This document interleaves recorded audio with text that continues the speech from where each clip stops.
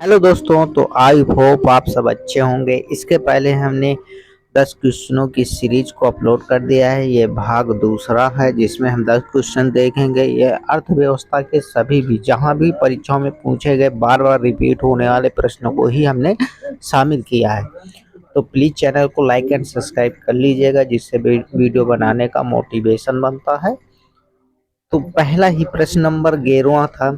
The the imperial bank of India का राष्ट्रीयकरण के पश्चात क्या नाम दिया गया? The imperial bank of India का राष्ट्रीयकरण के बाद क्या नाम हुआ था? तो ये हुआ था भारतीय स्टेट बैंक, यानी एसबीआई। एसबीआई भारतीय स्टेट बैंक। तो इसका जो राष्ट्रीयकरण हुआ था ये हुआ था 1 जुलाई 1955 में, और इसका मुख्यालय है मुंबई में। भारत का सबसे पुराना व सबसे बड़ा वाणिज्यिक बैंक है। अब देखिए, 1 जुलाई 1955 में एसबीआई वालों की ऐसा हो जस्ट रिलेट करने के लिए है कि एक काम के लिए जब तक वो पांच पांच काउंटरों पर नहीं भेजते तो उनका कोई काम नहीं होता। तो एक ही काम के लिए पांच पांच काउंटर, यानी एक काम 1 जुलाई से लेके 1955 तक, ऐसे जस्ट रिलेट कर लीजिएगा।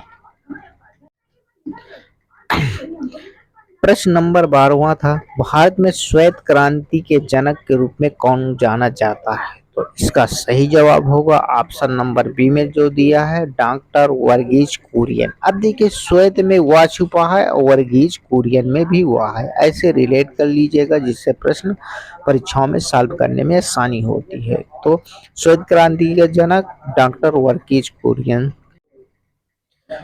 भारत में श्वेत क्रांति के जनक तो डॉक्टर वर्गीज कुरियन थे। जिस श्वेत क्रांति का संबंध दुग्ध उत्पादन से है। अमूल ब्रांड व ऑपरेशन फ्लड के माध्यम से देश में दुग्ध उत्पादन की क्रांति आई थी, और इसकी शुरुआत 1970 में हुई थी।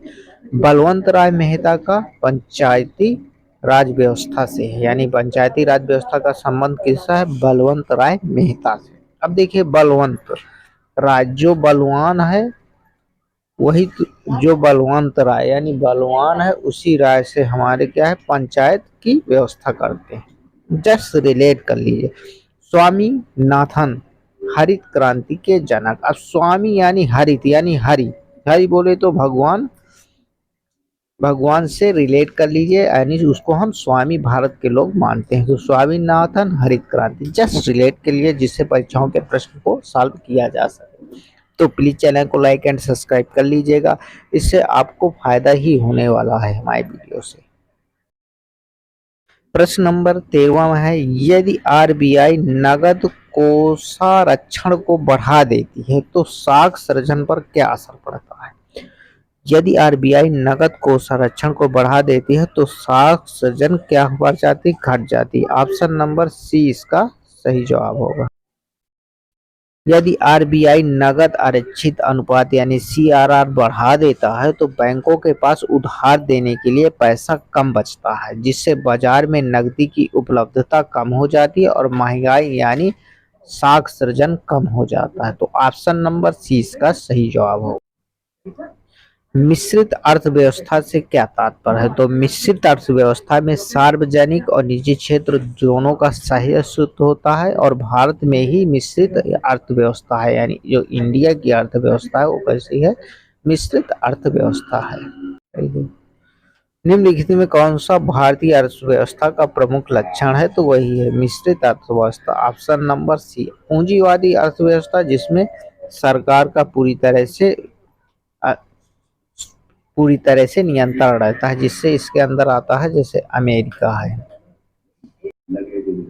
प्रश्न नंबर 16 है। कौन सी संस्थान भारत में मौद्रिक नीति बनाती है? मौद्रिक नीति कौन सी बनाती है? तो आरबीआई, यानी आरबीआई। ऑप्शन नंबर बी इसका सही जवाब होगा।